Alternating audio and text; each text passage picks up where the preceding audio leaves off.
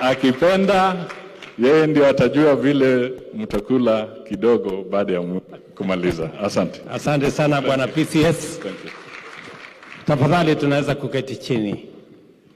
Wakenya wenzangu hamjambo? Good evening. How are you guys? Very good. Kwanza niongee Kiswahili, Kiingereza ama nini? Nichanganye? Yeah. Let me first take this opportunity to, in a very special way, thank all of you.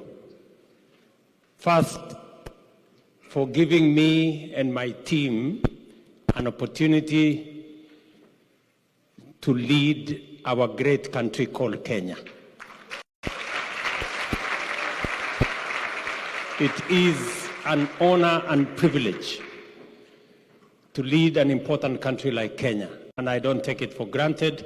I know many of you voted for me, many of you prayed for me, many of you voted for my competitor, but today we are standing here as one people, the people of Kenya. Let me tell you this. I have a problem with people who don't vote. I have no problem with any Kenyan who votes for anybody.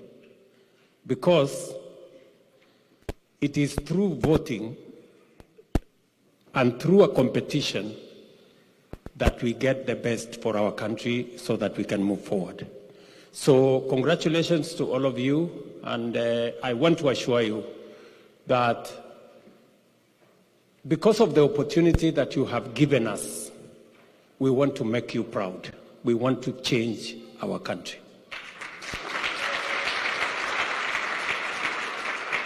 The one thing I will tell you is that it's not going to be business as usual. It's going to be different. Are we together? Yes. Because you know, for a very long time in Kenya, Kenya has been said to be a country of great potential, which it is. But we have failed to unlock that potential, not because the citizens don't want, but because the leaders have not done their part. Many a times, listen, many times we know what is right, but sometimes it's not politically convenient to do it. So we escape doing what is right and going for what is politically right. I want to tell you, I am going to do what is right. As to whether it is convenient politically, as to whether it is popular, that is secondary to me. We must do the right thing so that we can take our country to its rightful place. All of us here, we agree that Kenya is a great place. That I believe with the whole of my heart. And I believe we can change Kenya in our lifetime. While we are here, all of us, Kenya can be that country that everybody wants to call home. And that is what we are going to do. So to you who are here today, I am very proud to be in your midst. I am very proud to be a Kenyan, and I believe together we can change this country.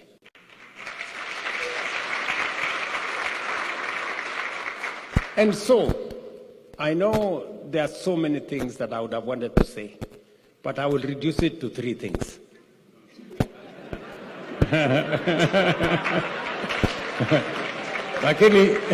Lakini sio ile mambo matatu.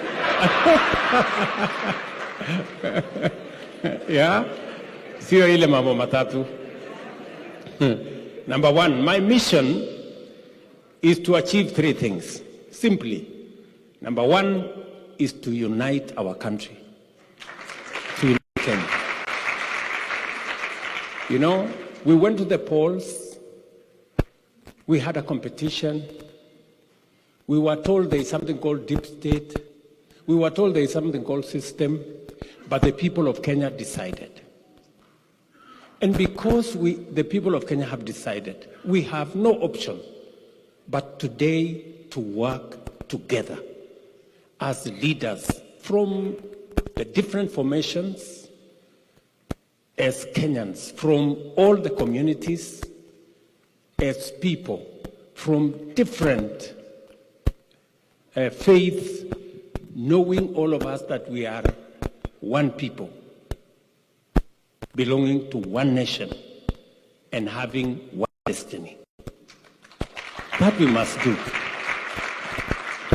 And it is the reason why you find us here in this meeting, not as Kenya Kwanza or Azimio. We are here as Kenyans.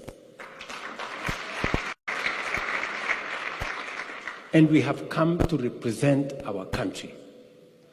Today, we work together. We work together as leaders to make sure that we have a country that we are proud of. And I'm going to do three things that is in our manifesto. Number one, we're going to make sure that we invest appropriately and correctly in agriculture. When I came into office, I said we are not going to subsidize consumption. We are going to invest in production. The price of unga a year and a half ago was 220. Today, it is 100 shillings because we invested correctly. We are going to continue to invest in that space, in making sure that our dairy, our horticulture, our agriculture in general has the necessary support to make sure that we enhance our production. Let me give you an example. We spend 500 billion every year to import food items into Kenya. We import maize, wheat, edible oil, rice, and all manner of things. And I have made the decision that we are going to invest in production. By next year, we will not be importing a grain of maize. We will move on to rice. We will move on to wheat. And in 5 years, the $1 billion we use to import edible oil, I want to make sure that sunflower, soya, canola, palm oil are all grown in Kenya, and we don't have to import again. Already, last year, we've started the journey on soya and sunflower. We are on course on canola. We've already gotten the seeds, and it is going to help us as a country reduce the foreign exchange that we use to import food when we can actually produce that food in Kenya. Tunaelewana? Number two is education. We need to make sure that our education is accessible, is affordable, and is relevant. And that is the reason why we have changed the funding model of our education. It wasn't working. Many of you, if you are following events in Kenya, most of our universities were struggling because they didn't have money. Because we promised them 80% scholarship, we gave them 40%, and we did nothing about it. We have changed the model, and we are going to make sure that our education is fit for purpose, equips the most important asset we have, our human capital, and to make sure that it works for Kenya and it works for where we want to, the partners that we want to work with as we deploy our labor in many parts of the world. We are spending at the moment $5 billion every year on education, $5 billion US. And we want to make sure that investment has a payback. So we are sorting out education, making sure that our education, as I said, is accessible, is affordable, and is relevant. Number three, I'm talking about cost of living. Number three, we are going to make sure that we deal with our health delivery mechanism. Why? About 1 million Kenyans every year end up in poverty because of hospital bills. I know many of you guys seated here, occasionally you are asked to pay hospital bills. True or not true? All the time, not occasionally. I want to help you sort out that space. And what we have said is the following. We have changed the law in Kenya for delivery of health. It was not working. So we now have 4 pieces of legislation, new legislation, to make sure that we deliver universal health. We want to make sure that every Kenyan has a health insurance facility. Every Kenyan. You people who live in this country know the value of health insurance.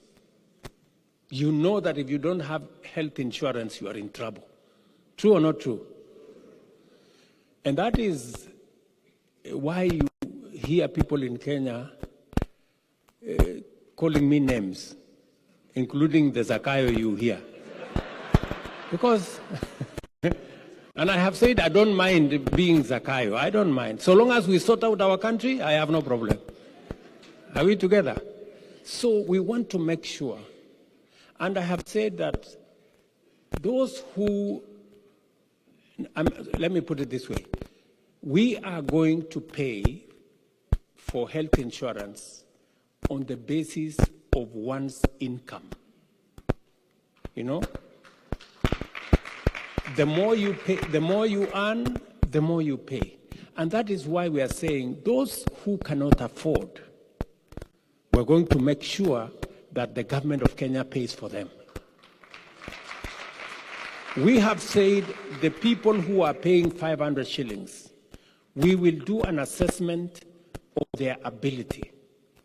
And those whose assessment is lower, we will reduce that to about 300 shillings. And we are going to make sure that every citizen has access to health. I'm very proud of Susan Akomicha. She is in our midst, this girl here. She's doing a good job. And her team at the Ministry of Health. So we are working on that. We're going to sort out that health.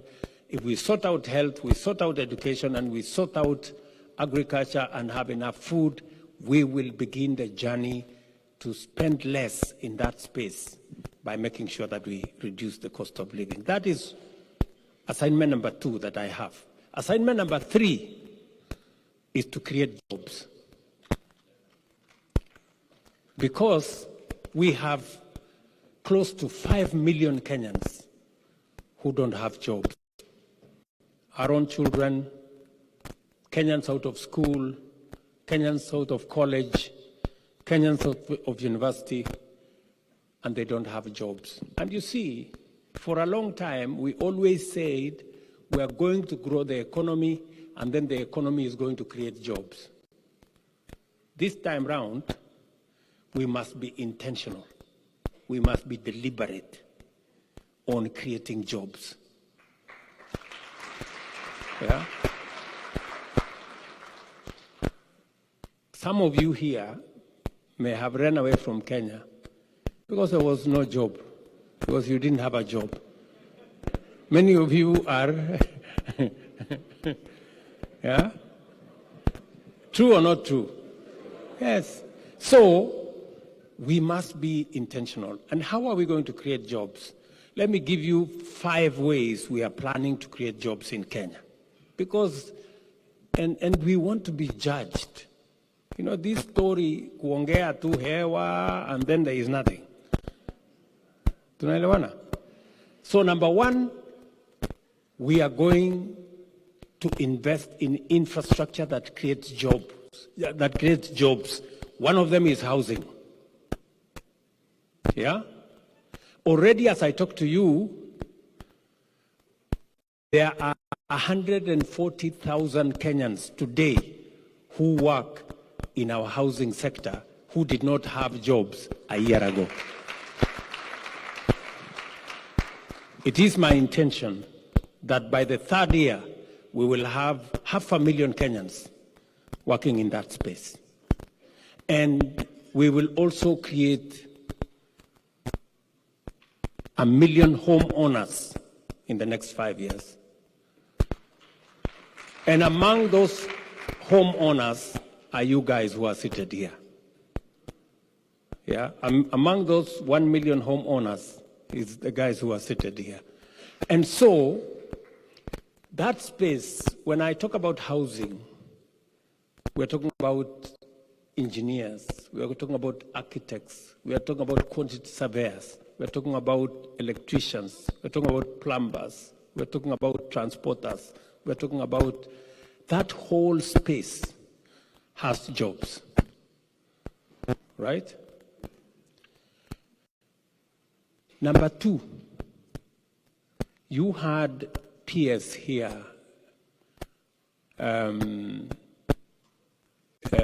Tanui talk about the digital space.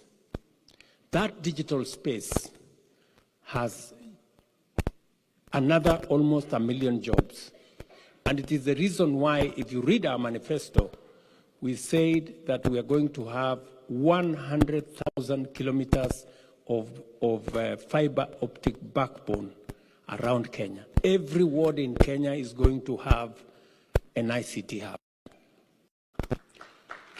Because that space of digital jobs is a real space that can give us opportunities for Kenyans to work. Last week, I'm not talking about last year, I'm not talking about last month, I'm talking about last week. I was in Ruiru, where we were commissioning a BPO that is going to hire 5,000 Kenyans. One BPO. The same facility, and they're going to be doing online jobs. That particular BPO by CCI has JetBlue, AT&T, all American companies. Kenyans will be working from Ruiru for American companies here. That same company in the next 2 years will be hiring 20,000 Kenyans. That one company called CCI. And we have many of them who we are working with so that we can create those spaces, not just in Nairobi, not just in Ruiru, but all the other towns in Kenya. Because in the admission of the director of CCI, he said that working with Kenyans, they work in many countries, but they have the best human capital in Kenya. So while others have gold and what, we have the best jewel that anyone can have, our human capital. And we must leverage on it to drive our economy. Number 3, you heard my peers here talk about this, what she's doing with the diaspora. We are in the process of signing 19 bilateral labor agreements with different countries. We just concluded a bilateral labor agreement with Germany. Rosalind was in Germany. Are we done? We are done. Yes. And they have promised us 250,000 jobs. We have 19 others that we are negotiating. I am very happy that you have given me an assignment that when I meet President Joe Biden of America, you have told me you want H1A and H1B and others. Okay? That's a...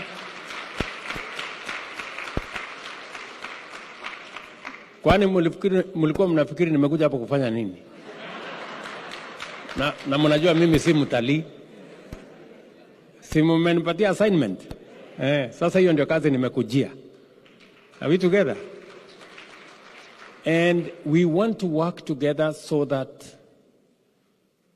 the best asset that we have as a country, our human capital, we can use it to drive the economy of our country, and we can use it to make sure that citizens have incomes and they can run their affairs.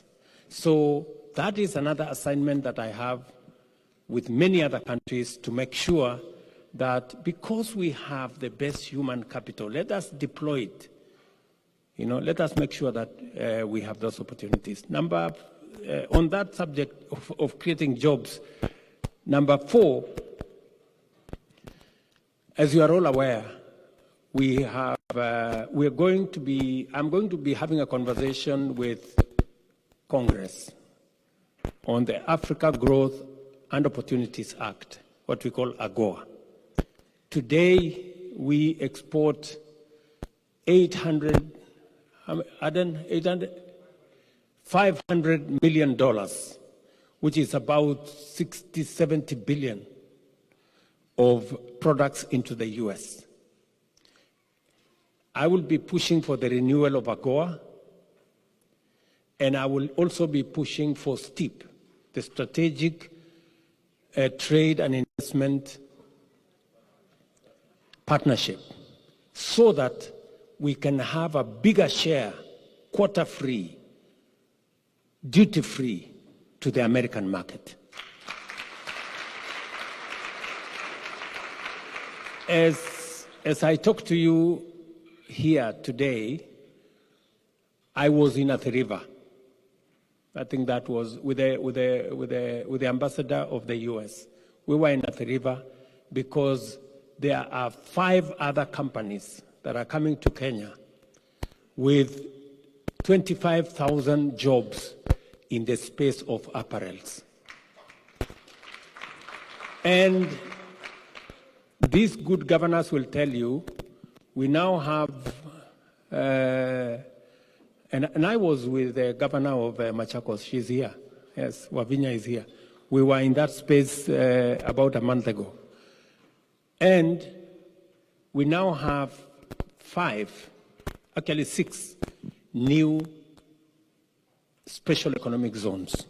We've just gazetted 6 new special economic zones, so that it is not the EPZ in Athi River alone.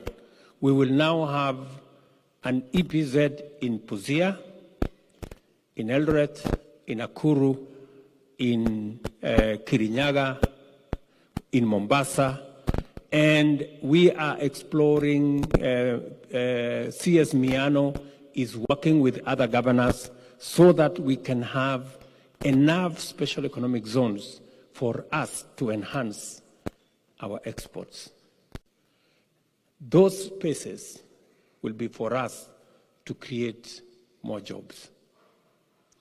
So I'm asking you, good people, because I can talk to you for long, but I'm asking you as you hustle here in a great country, remember that you have a home to build, and let us work together in making sure that we build that home.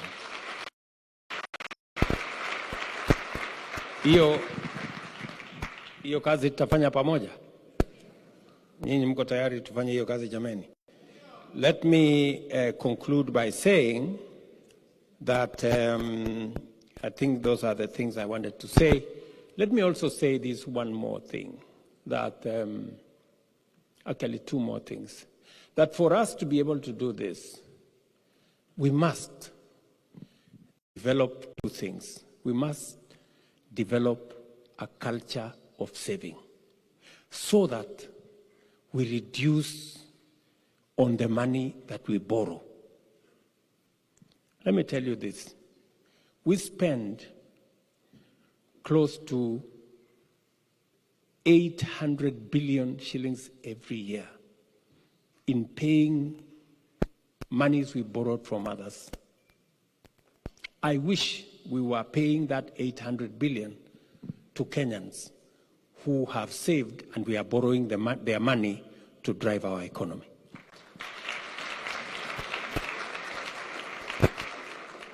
I promised you that we are going to change the way we are saving. You know? For a very long time, we were saving 200 shillings.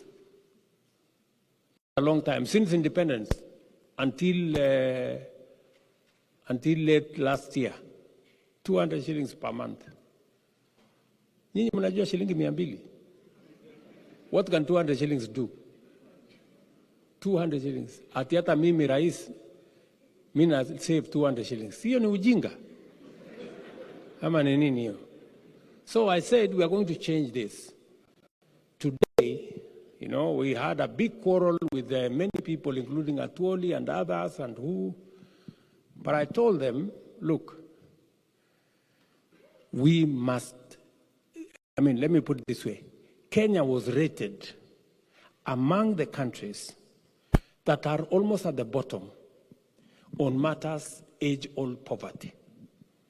Because if you are saving 200 shillings, the day you retire, you will be paid 40,000 or 70,000.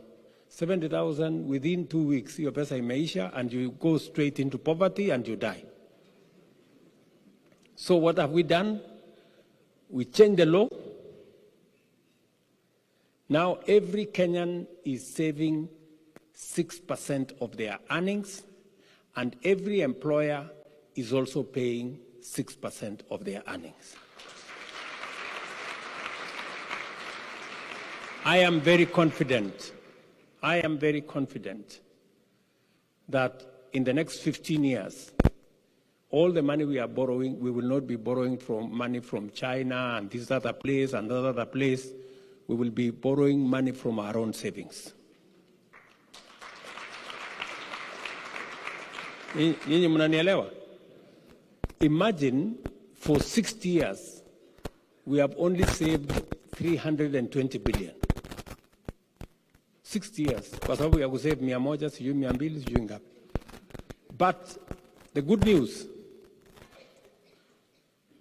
in the next 4 years, maybe less, maybe 3 years and some months, we will have doubled the money we have saved for 60 years. We will double it in 3 years. We have increased, mnataka mnisikize vizuri. We have increased our savings every month from 1.3 billion to 7.5 billion.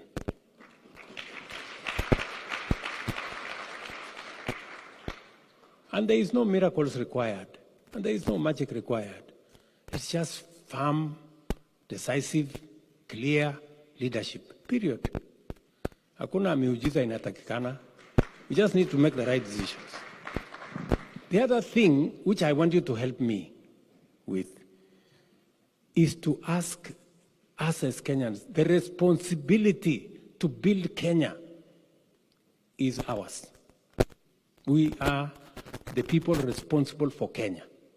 Kenyans are the people responsible for Kenya. This country, you have seen the roads in this. Si wao ndio sasa nyinyi mnafikiri ati Kenya itajengwa na wa Chinese ama itajengwa na wa Marekani? Sisi ndio tutajenga. So tafadhali, you people who have a payslip here, payslip yenu iko na mlolongo ya taxes ama hakuna? Na ni fupi ama ni mrefu? Alafu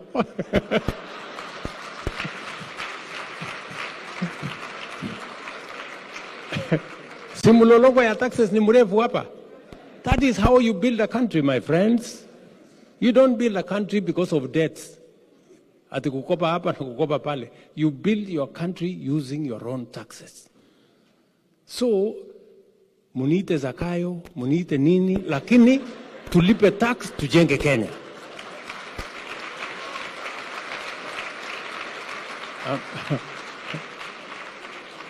Ama mnasemaje? Tuko pamoja? So tafadhali mwambieni wale ndugu zetu wako nyumbani, mwambie hapa mnalipa tax. Na mnalipa tax kwa nchi ambayo si yenu. Ama? Yes. So tufanye hivyo, so that I want to say it is the most patriotic thing to do. It is the biggest defense you have for your independence, is to pay tax and build your country. The assurance I have given the people of Kenya is that their money must be safe. Their money must be used for what it is intended to do. It is even the reason why 2 weeks ago I operationalized the Public Benefits Organizations Act, so that we can get more people even from the civil society wakuja wa supervise wakora, so that kama kuna wakora huko ndani watangazwe, tuwapeleke kotini na tuwafunge, so that Kenya iweze kusonga mbele. That's what I'm saying. Mumenielewa? Hivyo ndio mimi nataka tusaidiane tuchenge Kenya jameni. Tutasaidiana hivyo? Yes, that's how we are going to have a country. That's how we are going to build Kenya. And that is my mission in this great country. I just promise you, mimi nataka niwaahidi tu kitu kimoja. I will make you guys proud. Hiyo nitafanya bidii.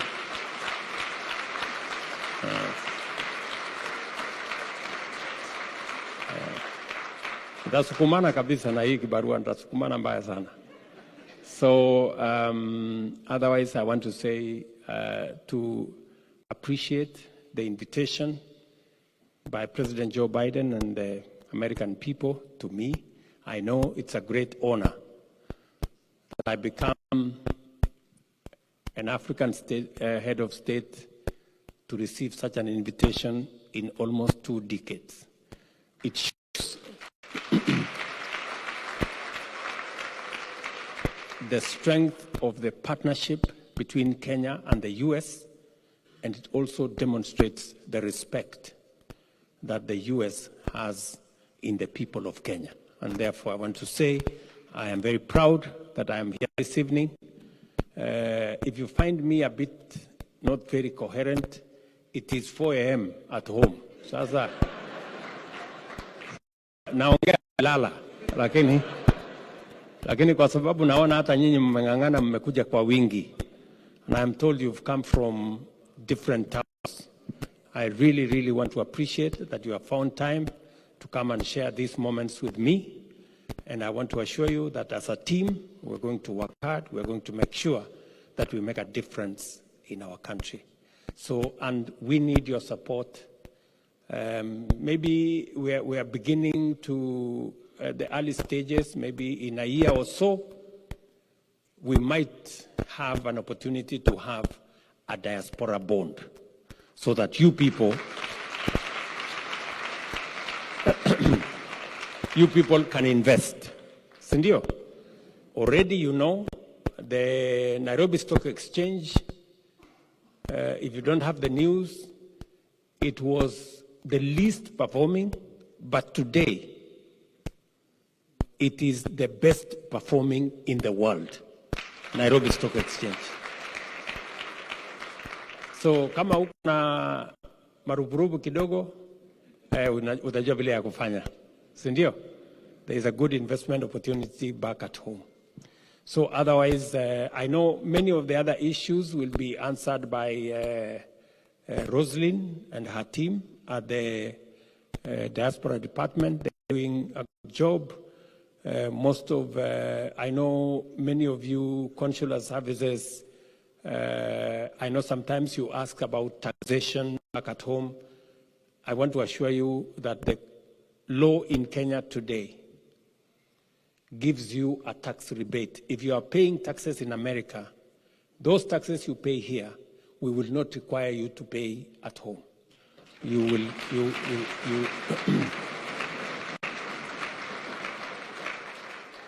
Because we do not want to tax a Kenyan twice. If you have paid here, you cannot pay there. That is how we have changed the law. But we want you to come home so that you can come and pay taxes at home so that we can. So otherwise, I am truly grateful for the moments that we have shared today. I can answer one or two questions because I know there is a meal before us, and I am hungry and sleepy. So you can see that combination is not very good. So, but I can take maybe one gentleman and one lady some questions. Yes, there is a gentleman there in a maroon shirt and a nice tie. If you can say something. And then the lady, you are not a lady, there is a lady there, yes. Stand up, lady there. You can stand up, madam, yeah. Aya, uliza maswali, boss. Mr. President, I'm honored to be in your presence. I am, my name is Tom Mongosi. I am from New York. But I am a very, how can I say, I'm a diaspora farmer. In that, I mean, I do a lot of acreages in Narok for wheat. But I know, I'm not too sure, but I know it came to your attention that this planting season, I lost over 250,000 on fake fertilizer, which was sold to us by the National Cereal Produce Board. So from your office and from the ministry that is standing in for agriculture, as farmers, we are suffering on this end of getting things that really, I'm not sure if the government knows or the government has party to it or what it is that you need to tell us as farmers, because I'm trying to fight for my refund of all the almost 100 bags I got for fake fertilizer. I will answer you right away. Number one, we asked every farmer who bought fertilizer that was finally identified not to be good to register, and 7,000 farmers registered. And already we have started compensation of every farmer. You will get equivalent fertilizer without having to pay. Every farmer. That is number one. That is number one. And number two, we have taken the managing director of Cereals Board and all his team. They are now waiting for prosecution. We have already sent them out of office, and we are going to deal with them firmly and conclusively. Are we together? So we will not only refund you, we will not only give you, replace your fertilizer, but we are also going to deal with the crooks. Yes, let me, the lady. I want to tell you thank you so much for coming to Atlanta, Georgia.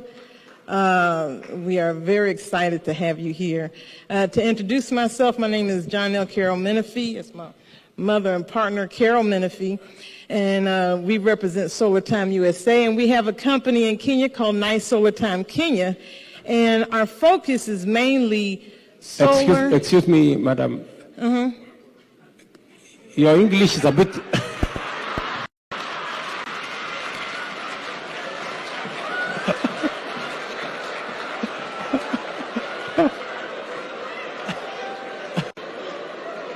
Can you try Kiswahili? Maybe.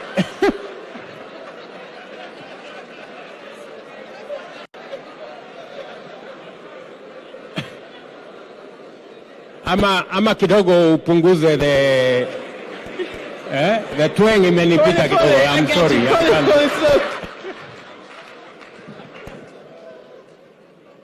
Very interested in rural development when it relates to farmers, when it relates to underdeveloped communities. Is that slow enough?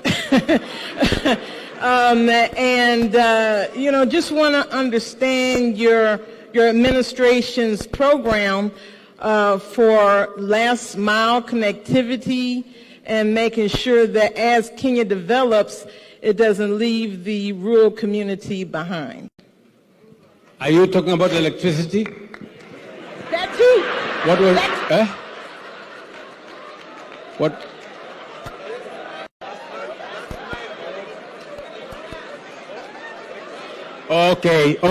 Okay. Sorry, I had to get some translation. I now know what you want. It is true. It is true that we have a program on electricity and the last mile connectivity. And it's a program that we have worked on for the last 10 years. And in fact, in 2018, the number of households that were connected to electricity were 2.3 million. Today, we have 10 million households connected to electricity. And this year, in our budget this year, we have 12 billion shillings that is going to go towards that program of last mile connectivity. I agree with you that is a very important program, and it gives us an opportunity to connect more homes, especially now that we are moving into a digital space. We are digitizing government services, and therefore it is necessary for citizens to have means of charging gadgets that they can use to access government services. So we have a plan, as I have told you, that's already funded in our budget. So, and forgive me if I didn't understand hapo Kiingereza yako ndio imenichanganya kidogo, lakini ni sawa. There is another lady there. Let me listen to the lady in blue and a nice hairstyle.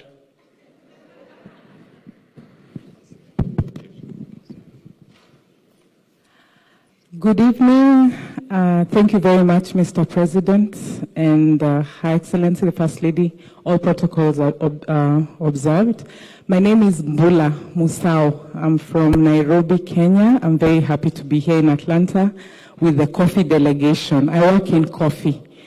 And I was very happy to hear you talk about the reduction of imports of certain products that Kenya imports. And I'm here just to, I know that you're doing a lot of work on coffee reforms in Kenya, and we truly appreciate you. We're supportive of the power that's going back to farmers and to growers so that they can earn more from what God has endowed us in coffee. Now my question is, would there be additional ways of getting Kenya to reduce on the imports of the low-quality coffees. Kenya has been a dumping ground of low-quality coffees from around the world, which sometimes stifles our internal market, making us unable to counter or negotiate because all the prices are basically pushed on us. Is there any way to help us be able to improve our local market, even as we look at AfCFTA? Thank you. Thank you very much. Three things that we are doing. Number one, in the next cabinet meeting that I'm going to have, we will be approving a write-off of 6 billion Kenya shillings for coffee farmers so that we can reduce debts on coffee farming.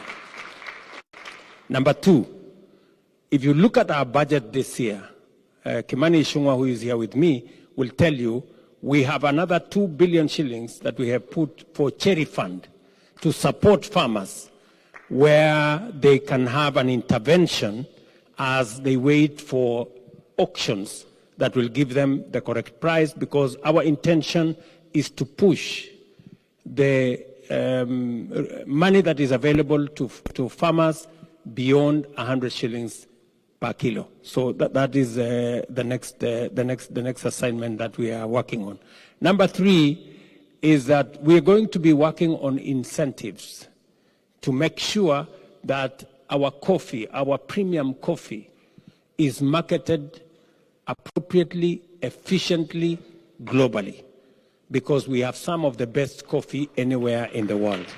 So those are the three things we are doing in the coffee space. Thank you very much, Mbula. We have a gentleman in a bishop. We have a bishop there. Please, 1 minute, Bishop. Yes, Your Excellency, thank you very much. A year ago, I wrote a book about you, and my efforts to present this book to you have been fruitless. Okay. Kindly allow me to present it to you. Thank you. Okay, thank you very much. It is a profile in humility, hard work, and resilience. Mr. President, thank you for the opportunity. Thank you very much, my brother. Thank you very much, Bishop. Okay, let me take from that desk there, maybe. Yes, maybe but the lady. The lady. We exchange men and women like that. We must be gender sensitive. Okay, there is a lady there. She will be the last one.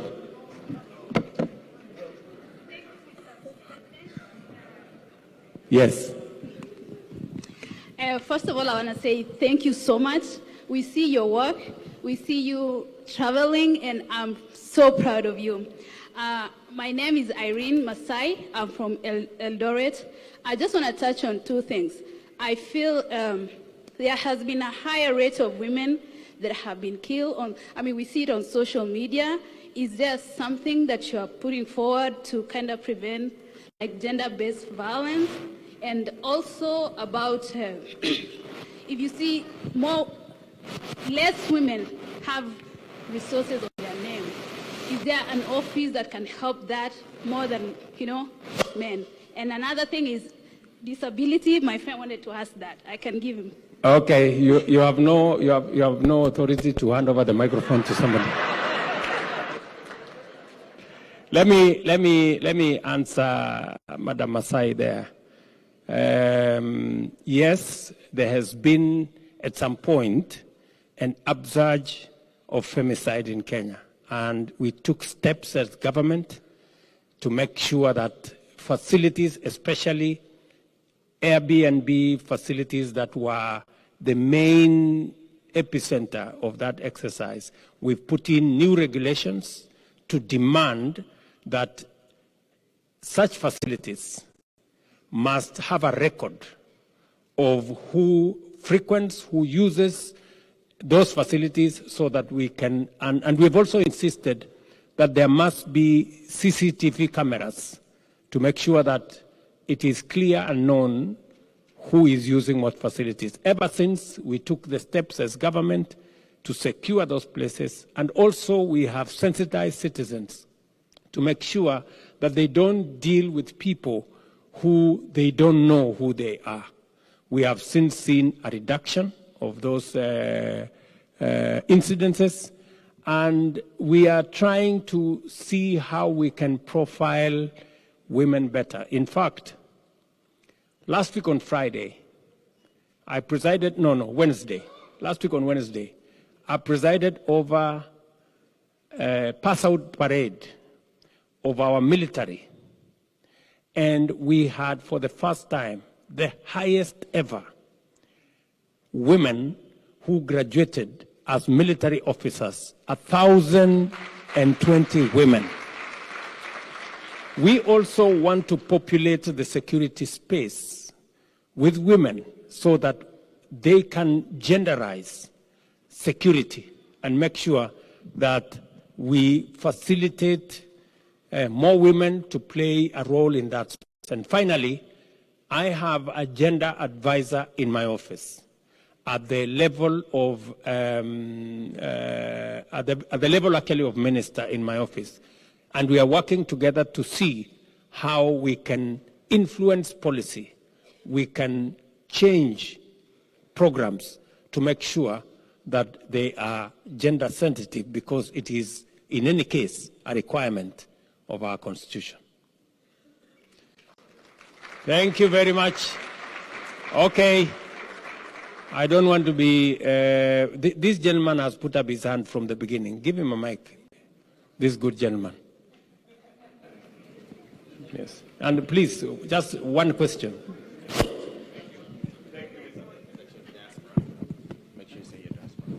Thank you so much, Mr. President. I'm a diasporan who's been here for 4.5 years, straight from Kenya, having gone through the education system in Kenya. I'm proud owner of a edtech company employing over 10 people in Kenya, who has graduated over 70 Kenyan students, thanks to the support of the ambassador office and the educational attaché and everyone. Now, my question is, I'm doing coding for kids, and I'm proposing that, if possible, AI be part of the system. But again, I have an investor who decided to donate computers to take to the county. And so the problem is, I'm told that even at the extent of trying to support my people back home, I have to pay taxes for the computers that have been donated to us. So the question is, I know you talk about paying taxes, right? Do you have to pay for the donations that are going to support our people, so that somebody in the village somewhere, Karachuny, where I come from, can also have opportunity to be standing and talking to you at the Bible? Thank you. Okay. Now, I know that we run into trouble with donations all the time, and even for hospitals and even for other facilities. The trouble is, when we change the law, actually not the law, when we change the Constitution, it removes any power. Originally, the Minister for Finance had power to waive taxes for certain categories. Unfortunately, when that power was abused, when we made the new 2010 Constitution, that power was actually removed from anybody. Is that correct, Mr. Ichung'wa? Yes. Can you help me answer that question? Give him a mic so that he can tell you, because this gentleman is not only the leader of majority, he was our chairman of the budget committee. Mr. Ichung'wa? Thank you, Excellency. It's indeed true that the Constitution does not allow the minister now the latitude to amend any tax laws. That can only be done by the institution of Parliament through the famous finance bill. So if there was any exemption that would be given, it would only come through the legislation, through an institution, not an individual. So that's the trouble we have for now. Well, maybe it was an overkill by the makers of the Constitution of Kenya, but they wanted to protect abuse of those powers that were being used to favor individuals from friends and things like those. So that is the trouble we have with that. But that should not discourage you from doing what you have to do, and we will see maybe PS Tanui and your team. You may want to see what can we do to facilitate people who want to assist us. The other problem that we also have is we have a big challenge also of e-waste. So we will have a problem if we bring computers that after a year or so will be obsolete, and then it becomes our problem to dispose them. So hapo iko kuchanganyikiwa kidogo, so we will know how to deal with it. Sasa nyinyi kwani tutalala hapa ama tutafanya namna gani?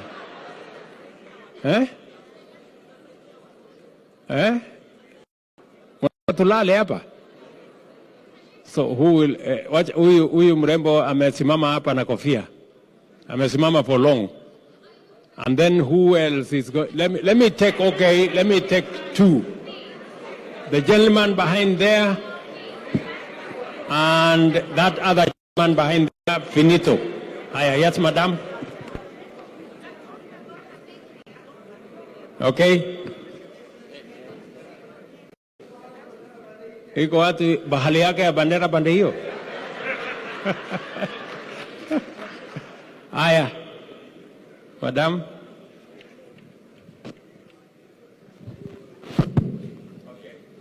So thank you very much, Your Excellency, for this opportunity. My question, kindly, I would like to direct to the CEO for Safaricom. I don't know whether he's still around, Mr. Ndegwa. Mr. Ndegwa, are you here? Yes, Ndegwa is right there. So now, my name is Washeke, and I'm the founder of Data Networks Learning. Data Networks Learning is a tech bootcamp registered in Arizona, and we are training currently on, the tech courses in analytics, in analytics with machine learning, data engineering, business analysis, and artificial intelligence. So we are training globally, Mr. Ndegwa, and my question is, regarding those students who are training online from Kenya, is there a way that maybe Safaricom can give them the corporate exposure, maybe through internship, and then from those internships, maybe they can gain the right technical skills to be even absorbed by the market? So I've kindly directed this question to Mr. Ndegwa, being the CEO of one of the biggest ICT company in Africa. Thank you. Okay, Mr. Ndegwa, you have some, let me say the following, just to contextualize what my sister is saying, and even in what Ndegwa is going to say. The tech space, you all know that space is a space where Kenya has a lot of traction. We have a lot of innovators. We have a lot of creatives in that space. And just for your information, among the agreements we are going to be signing day after tomorrow is a $1 billion investment by Microsoft in Naivasha for a data center.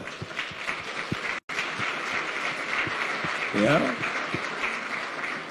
for a data center that is not only going to be used by Kenya, but by the region, working with G42, which is a UAE company. So the space around tech, we are really ahead, but I don't want to, Peter, you can.